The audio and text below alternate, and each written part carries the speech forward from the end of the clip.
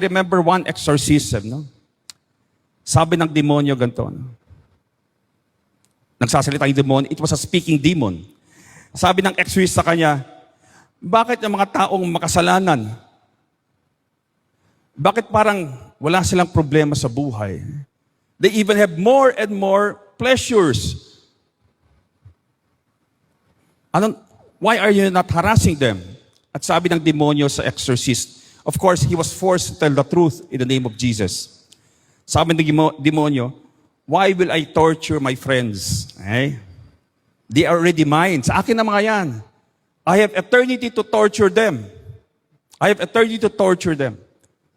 So I will give them more of the pleasures of the world. I will give them more money para lang makalimutan nila ang kanilang kaluluwa. Until the last moment, pag namatay na sila, then mararanasan nila ang kamatayan, pagkamatay ng isang kaluluwa. Then they will realize what it is to have a dead soul. So I will give them more and more of the world as long as they forget God totally, they forget their soul totally. The more they are distracted, the better it is for the devil.